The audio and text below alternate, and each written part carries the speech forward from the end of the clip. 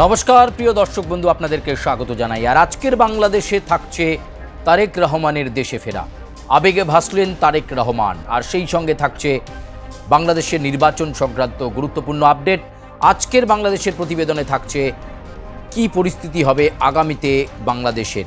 আজকের প্রতিবেদনে অবশ্যই চোখ রাখতে হবে বাংলাদেশের সার্বিক পরিস্থিতিতে জামাতে ইসলামী কোন ভূমিকা নিচ্ছে। আজকের বাংলাদেশের আপডেটে থাকছে আগামী এক মাস বাংলাদেশ কতটা ঘটনাবহুল হতে চলেছে। প্রিয় দর্শক বন্ধু, আমি সুচারু মিত্র বিগত 5ই আগস্ট অর্থাৎ গত বছরের 5ই আগস্ট থেকে লাগাতার বাংলাদেশ সংক্রান্ত খবর আপনাদের কাছে পরিবেশিত করে চলেছি। আজকেও প্রতিবেদনে চোখ রাখতে বলবো। এই মুহূর্তে বাংলাদেশের আকাশে বাতাসে জলবায়ুতে একটাই সুর এবং স্লোগান, আগে আমরা আর তার আগে আমাদের দেশ বাংলাদেশ। এই স্লোগান দিতে দিতেই একেবারে ইন্টারন্যাশনাল এয়ারপোর্ট থেকে তারেক রহমানকে স্বাগত জানাতে জানাতে, অভিবাদন জানাতে জানাতে বিএনপির সমর্থকরা একেবারে ঢাকায় নিয়ে চলে এলেন তারেক রহমানকে। খুশির হাওয়া, উচ্ছ্বাসের হাওয়া বিএনপি সমর্থকদের মধ্যে। দীর্ঘ 17 বছর দেশ থেকে দূরে থাকার যন্ত্রণাকে বুকে চেপে রেখেছিলেন তারেক রহমান। সেই যন্ত্রণায় আজ বোধহয় মলম লাগালেন আপামর কর্মী সমর্থকরা।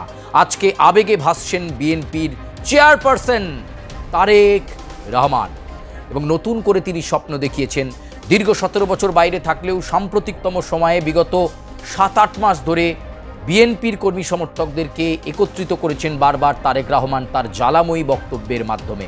কখনো ভিডিও কনফারেন্সের মাধ্যমে, কখনো টেলিফোনিক বার্তায় বারবার তিনি বলেছেন বিএনপিকে মাথা ঠান্ডা রাখতে হবে, কারণ বিএনপি দেশের একমাত্র বিকল্প। বিএনপি বাংলাদেশকে এগিয়ে নিয়ে যাবে, উন্নয়নশীল প্রগতিশীল বাংলাদেশ তৈরি করবে বিএনপি, এই বিশ্বাস রাখেন তারেক রহমান। মাঝে একটু ঘেঁটে গিয়েছিলেন খালেদা জিয়ার অসুস্থতার কারণে, কিন্তু সেটা তো থাকবেই, কারণ তার বয়স যথেষ্ট হয়েছে।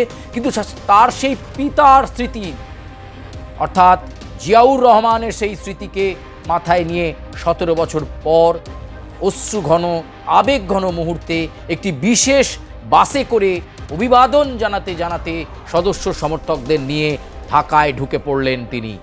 বাস থেকে নেমেই পাদুকা খুলে বাংলাদেশের মাটি ঘাসকে স্পর্শ করে প্রণাম করতে করতে কেঁদে ফেললেন তারেক রহমান। তারেক রহমানকে নিয়ে বাংলাদেশে একটা নতুন পরিকল্পনা, নতুন জল্পনা কিন্তু তৈরি হয়ে গেছে। রাজনৈতিক মহল, মুক্তমনাদের একটা বড় অংশ বলতে শুরু করেছে তারেক রহমানই আগামীর বাংলাদেশের প্রধানমন্ত্রী।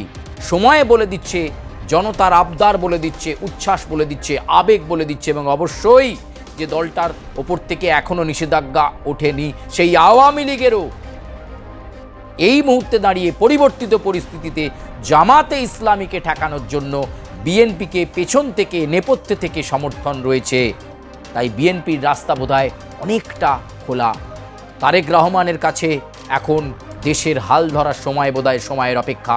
ফেব্রুয়ারি নির্বাচন, সেই নির্বাচন যদি সুষ্ঠু, অবাধ, শান্তিপূর্ণ হয় তাহলে সময়ের দাবিতে তারেক রহমানই হয়তো হতে চলেছেন বাংলাদেশের পরবর্তী প্রধানমন্ত্রী। আওয়ামী লীগও পেছন থেকে, সরকারিভাবে না হলেও পেছন থেকে সমর্থন করছে বিএনপিকে। তার অবশ্য অনেক কারণ রয়েছে বিএনপিকে সমর্থন করছে কেন, বা এই চিরশত্রুকে কেন সমর্থন করছে আওয়ামী লীগ, তার অবশ্য অনেকগুলো কারণ আছে। প্রথম কারণ বলি, সেটা হচ্ছে ডক্টর ইউনূস। তিনি এই মুহূর্তে দেশের মাথা ব্যথার কারণ হয়ে দাঁড়িয়েছেন।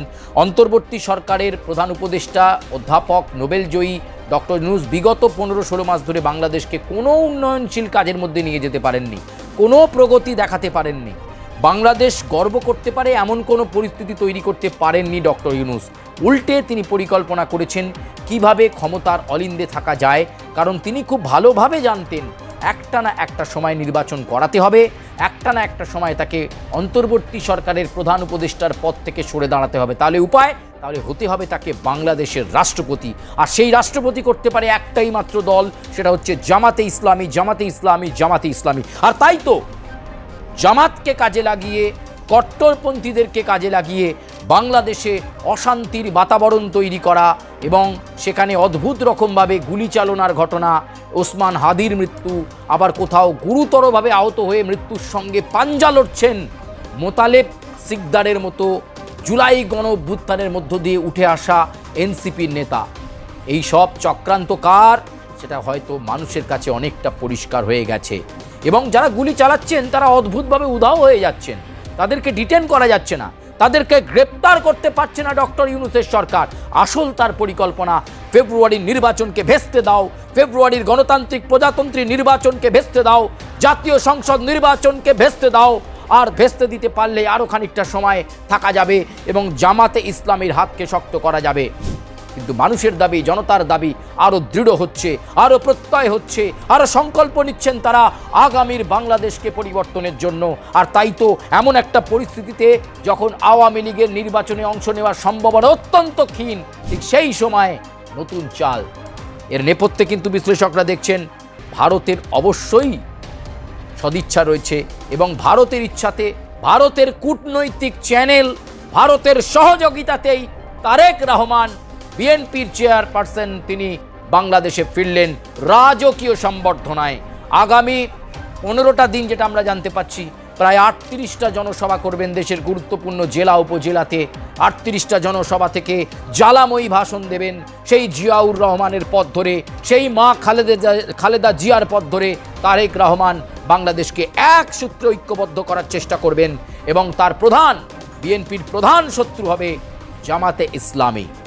কারণ ডক্টর ইউনূস জামাতে ইসলামীকে অত্যন্ত গুরুত্ব দেন এবং তিনি চান বাংলাদেশের শাসনভার, বাংলাদেশের ক্ষমতা জামাতের কাছে যায়। তাই জামাতকে ঠেকাতে বিএনপি আওয়ামী লীগ আজ এক সরল রেখায়। রাজনীতিতে একটা কথা রয়েছে, চিরশত্রু চিরমিত্র বলে কিছু হয় না। আজকে পরিস্থিতি, আজকে সময়ের দাবি, আজকে এই যে পরিস্থিতি বাংলাদেশের সার্বিক পরিস্থিতি, তাতে আওয়ামী লীগের নেতা নেত্রীরা মনে করছেন এই সময় বিএনপির পাশেই থাকতে হবে। জামাতের মতো কট্টরপন্থী দলকে ঠেকাতে গেলে বাংলাদেশে যে কঠিন পরিস্থিতি বারবার তৈরি করছে জামাত, বাংলাদেশে যে দারিদ্রতা বাড়ছে, বাংলাদেশের যে জিডিপি নষ্ট হয়ে গেছে, বাংলাদেশের সঙ্গে বন্ধু ভারতবর্ষের সম্পর্ক নষ্ট হতে বসেছে, সেখান থেকে ঘুরে দাঁড়াতে গেলে এই মুহূর্তে তারেক রহমানই সাজাতে পারেন বাংলাদেশকে। তারেকই সাজাবেন বাংলাদেশকে, তারেকই হতে চলেছেন বাংলাদেশের আগামীর প্রধানমন্ত্রী। শুধু সময়ের অপেক্ষা। আজকে আবেগাপ্লুপ্ত হয়ে গেলেন, ভয়ে দিনের পর দিন, বিনিদ্র রাত, বিনিদ্র দিন তাকে কাটাতে হয়েছে দেশের বাইরে। তবু ভিডিও কনফারেন্সের মাধ্যমে দেশের ভেতরে থাকা বিএনপির নেতাকর্মীদেরকে ঐক্যবদ্ধ করেছেন, প্রার্থী তালিকা নিজে তৈরি করেছেন। আমরা জানতে পারছি তিনি নিজে 3টি কেন্দ্র থেকে প্রতিদ্বন্দ্বিতা করবেন তারেক রহমান। দেশের গুরুত্বপূর্ণ 3টে কেন্দ্র থেকে বিএনপির প্রধানমন্ত্রী পদপ্রার্থী হিসেবে লড়াই করবেন তিনি। জনতার আবেগ, জনতার উদ্বেগ, জনতার ভালোবাসা সব কিছু বলছে, আর বাংলাদেশের আবহাওয়া বলছে বাংলাদেশের পরবর্তী প্রধানমন্ত্রী হতে চলেছেন তারেক রহমান। আর তাতে প্রচ্ছন্নভাবে সাহায্য সহযোগিতা রয়েছে আওয়ামী লীগের। অর্থাৎ অনেকে অনেক দিন আগে আলোচনা করছিলেন আওয়ামী লীগের ভোট শতাংশ তাহলে কোথায় যাবে, যখন আওয়ামী লীগ নির্বাচনে অংশ নিতে পারছে না, নিষেধাজ্ঞা উঠছে না, এমন পরিস্থিতিতে সেই ভোট বিকল্প চয়েস হিসাবে যেতে পারে বিএনপিতে, এমনই সম্ভাবনা কিন্তু তৈরি হয়েছে। আজকের এই বাংলাদেশের দৃঢ়প্রত্যয়ের দেখে এবং এই যে স্লোগান, সবার আগে আমরা নয় আমাদের বাংলাদেশ, সবার আগে আমরা নয় আমাদের বাংলাদেশ, সবার আগে আমরা নয় আমাদের বাংলাদেশ, আজকে দেশের প্রতি জাতীয়তা বোধ জেগে উঠেছে বাংলাদেশের আপামর সাধারণ মানুষের।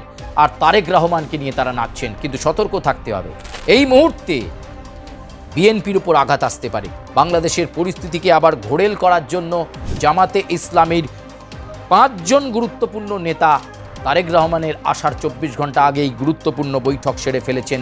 কিভাবে তারেক রহমান এবং তার দলকে অস্বস্তিতে ফেলা যায়, কিভাবে তার ভাবমূর্তি নষ্ট করা যায়, কিভাবে একটা বিতর্কিত পরিস্থিতি তৈরি করা যায়, জামাত কিন্তু সেই ষড়যন্ত্রের পরিকল্পনা করছে। সেই ষড়যন্ত্র রুখে দিতে পারে বাংলাদেশের মানুষ, যারা আজকে স্লোগান দিচ্ছেন সবার আগে আমার দেশ, আমার বাংলাদেশ। প্রিয় দর্শক বন্ধু, আজকের মতো বাংলাদেশে পর্যন্তই।